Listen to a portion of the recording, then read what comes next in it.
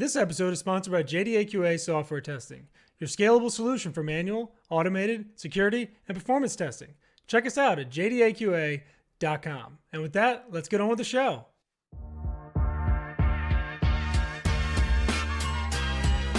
This is The First Customer, hosted by Jay Agner.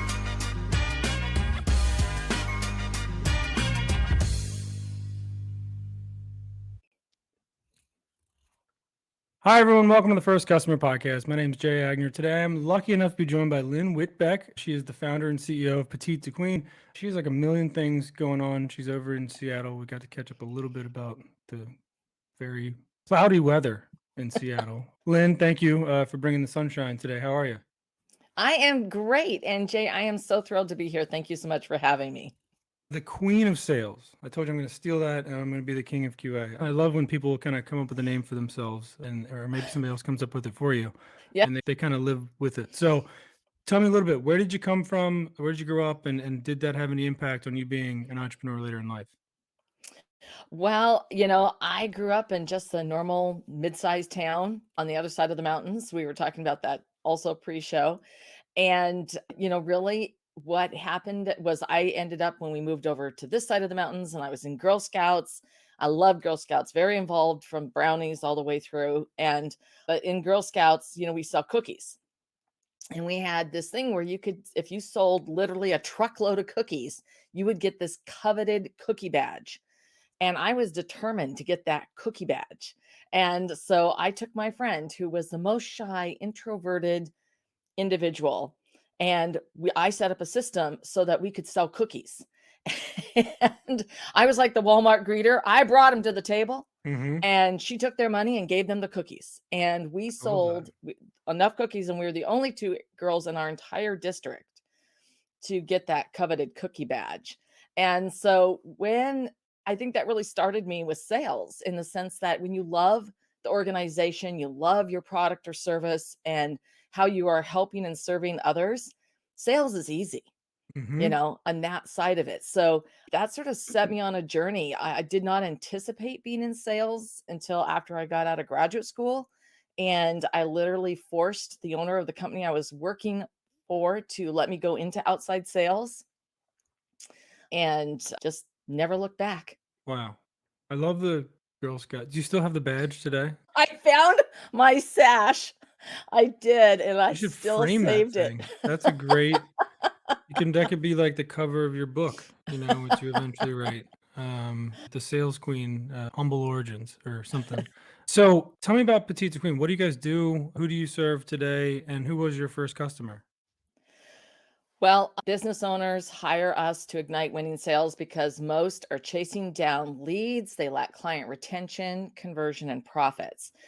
We work on the sales strategy, really getting your arms around who is your ideal client. What's their why? What do they want, need, or lack? Why does it matter to them? So they can ... And I actually have this handy. No one buys an iPhone to make a phone call. Okay, it's for the ... why. So Right. all those things. So really getting into the head of your clients and what their why is, and then framing what you do around that and building out your sales strategy to answer that, because their why also changes along the journey, from the initial spark to when you're guiding them to a decision, to when they're a long-term client providing you with introductions, referrals, and additional business. So, and my first client was actually a podcast host. I was a guest on his show. And he was like talking to me, and he was like, well, I want to know more. And it was interesting. And we had a conversation afterwards. It was nothing at all that I intended. And I told him about setting up your sales strategy. And I have a 12-step process that you go through. And he says, I need this. He went, okay. So that was my first client, and we put the program together for him, and his team. And ironically, it was really great. It just clarified things, and their business, literally, he grew 33% the next year. So Wow. by having that clarity and the sales strategy in place, and that with all his team rowing in the same direction, because often with business owners, there's this elixir, this founder magic, And it's not something you can bottle, but you can figure it out, the basic core formula, so that then you can enable your team and new salespeople to really grow that business and to serve those clients, help them, and create impact. Two things there. One, you pulled a real switcheroo there by, Okay. I mean, that's the opposite, right? Like, I mean, most time the hosts are trying to get, to have people on the, so you like really must have been good. Um, and then the second thing is the irony is I was thinking in my head, wow, I could probably use something like that myself too. So you may have got a second podcast host as your customer. This is not my full-time job, so it would be for our other business, but so that's very cool. And so how are you marketing today, other than obviously being on podcasts and that sort of thing? Like, what's your top of funnel look like? Well, I have a number of different lead magnets, just like everyone else. I am very attuned to communicating with my audience with really personalized emails and how I communicate and the things that we do and offering different master classes, things like that. But to be truthful, Jay, most of my business comes from referrals. Hmm. So I have, it's just an automatic thing and repeat business. I expect my clients to graduate, and to move on, but then they come back and they hire me for something new. Hmm. And so that is a really common trend that I go through. So I just finished a project that was a voice of the client project, a voice of the customer. So you understand your client why, help them frame their next 5 and 10 years of planning, really 5 years, but let's think long term.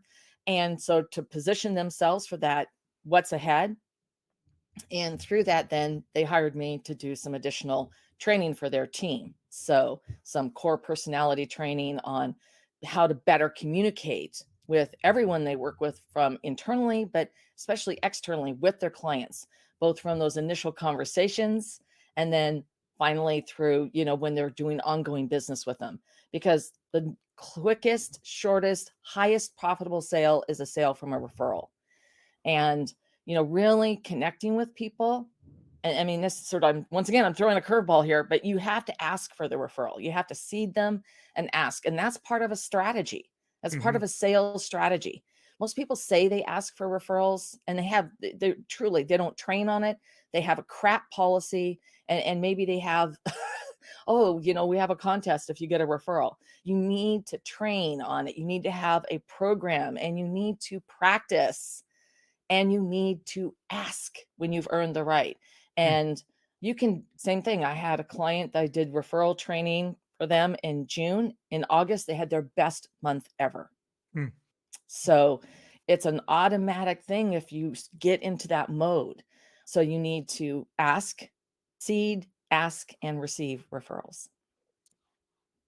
Uh, Sorry, I threw a curveball at you. no, I mean, I'm telling you, it's so funny because I know it's a great, it's a great business to be in. It's a great plan. It's a great, like, there's so many companies that need what you're selling. So the flip side to that is why would somebody go with you compared to the 50 million other will grow and help and scale, so help your sales strategy companies you see on LinkedIn and everywhere else? Why are people going to work with Lynn as opposed to those people? We're the intent. I genuinely desire to help and serve my clients and create impact. And it has to be a two-way win-win relationship. I'm not there to take your money and take a square and stuff it into a round hole. That is, I'm not a cookie cutter, nothing like that. I'm not going to sell you some bill of goods. Oh, this is going to transform your life and you're going to have hundreds of leads without any effort. That is absolute bull hockey. It and it's just, there's this two-sided thing, Jane, it. There's a lot of people out there in sales and doing sales support and sales systems and all this other stuff, and it's garbage. You can pay tens of thousands of dollars for nothing. And they Mm-hmm. literally expect you to, the first thing they do is throw you into Kajabi or Teachable or something, right? Right. And then they have these mass coaching sessions. And when you ask a question, their response is, well, tell me what you think. It's like, really? I paid 5 figures for me to tell you what I think? I mean, Right. I'm asking for advice, I'm asking for help here. And it's because they are not grounded in a core strategy. If Hmm. you don't understand your client's why and what you do and how that helps and serves them and creates that why, you are never, ever going to have consistent, reliable, profitable sales because you're going to always be chasing the rabbit, period. How So, has sorry, I was gonna say, how has that changed? How has your approach changed since when you started the business to today? How has it evolved? Maybe even technology wise, right? Maybe the avenues that you suggest people go after. Like, how has that shifted over the last? Because I think you've had this business for what, 6 or 7 years at this point. yes. How has all that shifted? For you as a business owner yourself. Well, I mean, you want to use tools and technologies that are available, but that core, if you don't understand who your ideal client avatar is and their why, choosing which tools to use, which platforms to be focused on, you can literally spread yourself thinner than butter on hot toast. So instead, you really need to understand that and understand where your passion is to serve and help others so that now you can actually choose what makes the most sense. At the end of the day, it's still a human to human connection. People buy from people, not unless you're just buying a coffee mug at Starbucks, right? Mm-hmm. But you're still in Starbucks for a reason because they've created a feeling, a consistent product. Okay, I'm not even going to go there. So I'm not a D2C person, but I'm really B2B for business. But people buy from people. And if you don't understand the people who are your ideal clients and create your strategy around that, you're just, like I said, sure, you can have some hit or miss success here and there, but there's nothing you're just constantly chasing the rabbit. Yeah. And what tool you use, what technologies, what platforms you're on, it depends on your business and what you do. In some cases, people, they really need to be attending trade shows or conferences. They need to create opportunities so they can connect with their ideal clients at those locations and how they do that, right? And in other cases, people can do it in a different way. It's just there's a lot, there's a myriad of choices. What you don't want to do is try to do it all. That's the biggest mistake you can make. Mm-hmm. Focus on who your clients are, where they hang out in bunches, and how you can connect with them. So is there, as someone who does this for multiple types of businesses and verticals, I would assume, is there just a general kind of, core sales strategy that can be applied to basically any business and you don't need to maybe know as much, or you kind of learn a certain amount about each client and then that kind of gives you the ability to go, oh yeah, you do need to go to trade shows or you need to go to wherever. Like, how does that work? Is there kind of just like a baseline that's consistent across most B2B businesses? Here's what you should be doing. Here's your 12 step, like everybody should do that. And then here's the layers on top for your custom, what makes you different. So it is unique for every business, because in some cases, the businesses, there's really not sort of trade shows that make sense for them or conferences, et cetera. And there's a lot, in some cases, speaking at your local chamber of commerce or BNIs, effective. It truly depends on who is your ideal client, Mm-hmm. and building out around that. If it's not client focused, I mean, it's your show, customer first. I mean, you can't make a sale if you don't know who you're selling to. Right. I'm saying, Right. maybe you will on a fluke, but honestly, you've got to. That is, if you don't understand who your client is and their why, what keeps them up at late at night, what are their monetizable pain points, how is this adding to their stress, what this means to them if they could either fix it, solve it, make it better. This is the core building blocks so that you can create a plan to create the spark so you can Mm-hmm. connect with them. And then Right. from that spark, nurture the relationship. And from nurturing the relationship, get into a conversation. Yeah. And once you have a conversation, then you can also determine, are they the right fit for you? Okay. Because sometimes people are not a good fit for your business. and you're going to be treading water the whole time or swimming upstream like a salmon, and it's really hard. So, and there's other cases where it's a win-win, and that's the relationships you want, where you can truly help and serve them, create impact, and they in turn are then going to become raving fans and provide you with introductions and referrals for additional business, not only sometimes within their own organization, but with their peers or friends or family. So, just to dig into the process a little bit, so is it kind of an exercise where you're working with businesses and you and your team working with businesses to get the answers to all those things? Or, because Yeah, like you said, if you can sign up to a bunch of different courses that just stick you in some generic training program and then like make you answer the question, but it's like the real value I would assume from a company like yours is to kind of help unstick people. Because I think myself including a bunch of my agency owner friends and everybody else, like we're stuck in different parts of the process, right? Like maybe we have too many tools. Maybe we don't know, exactly who our customer is. Maybe we know how to start conversations, but we don't know how to go past that, right? Like there's a bunch of different, I think, sticking yeah, points in that. And do you guys kind of go from soup to nuts to help, understand who their client should be, how they should kind of break down these barriers and unstick them in those different locations? Is that the kind of overall goal yeah, of your interaction? absolutely. And one of the things is we do work with our clients one-on-one with, what is your client why? And we do have exercises that we go through, but we do it with you. Everything we do is live, human to human. And we bring in a fresh perspective and an alternate way of looking at it. And you always need someone who can see around your paradigm. And sometimes it will be a stupid question or, like, oh, no, no, no. And this is why we do it this way. Okay, that makes sense. But it still gets everybody thinking. Mm-hmm. And then sometimes people come back, well, even though we've always done it this way, we don't have to do it this way. Right.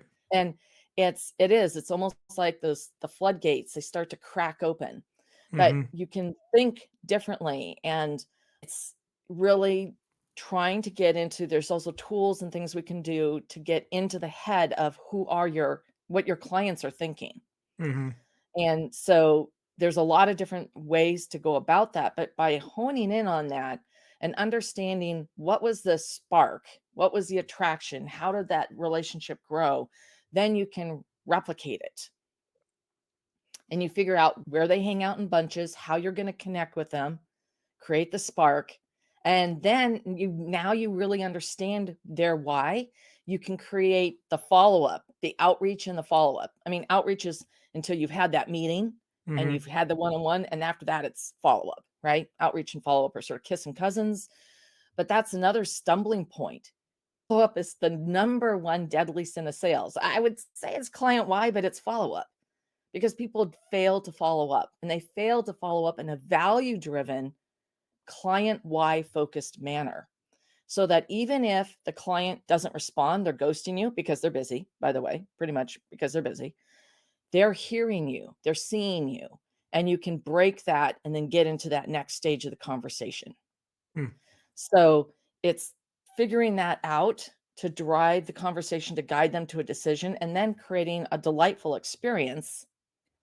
So not only will they want to give you a raving review testimonial, more business, but referrals. If you had to start over the business tomorrow with everything you've learned, what would be step 1 for you?